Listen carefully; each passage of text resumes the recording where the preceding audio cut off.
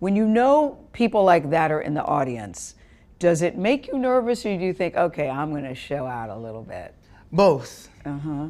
You know, I know Beyonce watching me, and I just got this feeling she's just like, what you gonna do, you little jerk? The strangest part about Bruno Mars wasn't the rumors. It was the smile. Even when headlines started spiraling, even when whispers about gambling debt flooded the internet, even when people claimed Vegas insiders were worried behind closed doors, Bruno still walked on stage like nothing was wrong.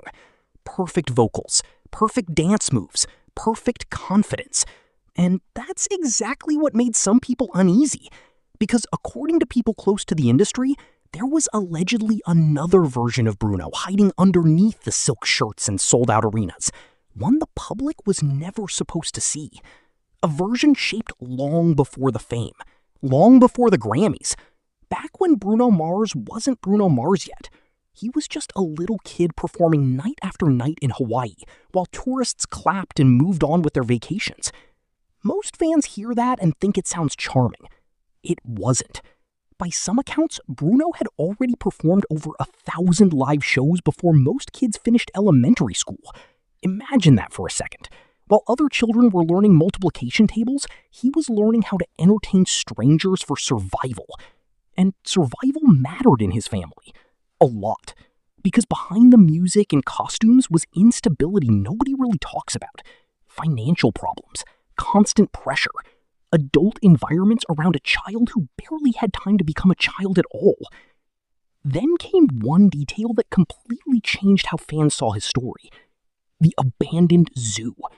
Years before global fame, Bruno's family reportedly struggled so badly financially that they ended up living in extremely rough conditions connected to an old zoo property in Hawaii.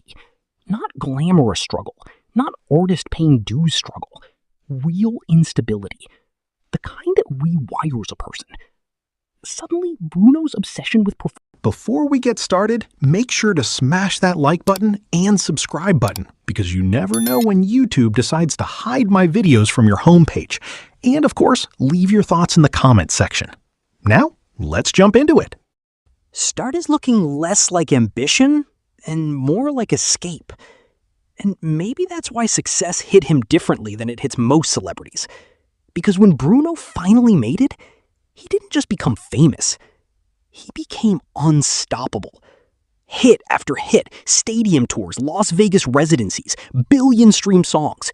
The kind of career artists dream about for decades and never reach.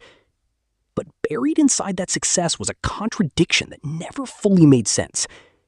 The harder Bruno worked, the more rumors started spreading that something behind the scenes was falling apart. At first, people ignored it. That's what happens when someone is talented enough. Fame creates armor. Fans see the performance, not the exhaustion underneath it. Then, the gambling rumors exploded. Suddenly, social media was flooded with claims that Bruno had allegedly lost massive amounts of money gambling in Vegas. Stories spread so fast online that people started treating rumors like confirmed facts overnight. And here's what made it worse. Vegas itself became part of the mystery. Because Bruno wasn't just performing there occasionally.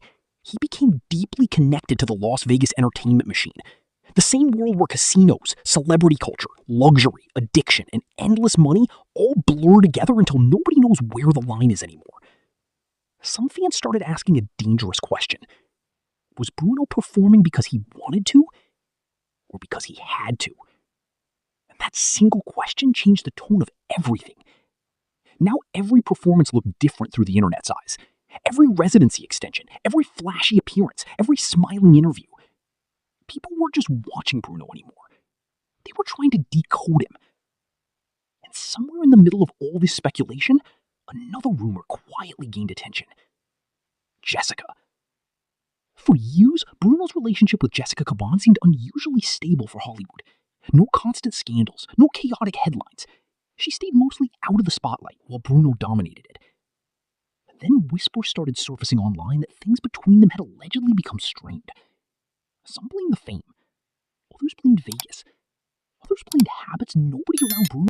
The childhood pressure. The non-stop performing. The addiction rumors. The financial whispers. the disappearing acts between projects. But right when the story started feeling predictable, another layer appeared. People close to Bruno began hinting that his deepest struggles weren't really about money at all. They were about fear. Fear of losing everything. Because for someone who grew up unstable, success doesn't always feel safe. Sometimes it feels temporary, fragile. Like one mistake could send you crashing back to where you started. That mindset changes people. It can turn work into obsession, pleasure into escape, winning into addiction. And according to longtime observers of Bruno's career, there were moments where his perfection almost looked unnatural. The endless energy, the nonstop charisma, the pressure to always look untouchable. Eventually, fans started wondering if the Bruno Mars character had become bigger than the man himself. Then came the moment that really shook people. Reports and internet discussions began focusing on a supposed family secret Bruno had allegedly carried for years. Details remained vague. Some claimed it involved childhood trauma. Others believed it connected to deeper family instability that shaped how Bruno viewed fame, money, and trust. Nobody seemed to know the full story. But the mystery itself became addictive. Because suddenly, Bruno's entire image flipped upside down. The flashy superstar who looked like he had everything now looked like someone who spent his whole life running from something invisible. And once fans started seeing that version of Bruno, they couldn't unsee it. Every smile felt slightly heavier. Every stage performance felt like overcompensation for something deeper. Then came the realization that disturbed people the most. Maybe Hollywood knew. Maybe the industry saw the cracks years ago and kept the machine moving anyway because Bruno Mars was simply too profitable to stop. That idea changed how audiences looked at celebrity culture entirely. Because if one of the happiest looking entertainers in the world could allegedly be drowning privately while still selling out arenas, how many others are doing the exact same thing? And maybe that's the real reason Bruno's story keeps pulling people in. Not because fans want to see him fail, but because people are starting to wonder whether Bruno Mars was ever truly free at all. Or if the world's biggest performer has actually been surviving his entire life behind a perfect smile.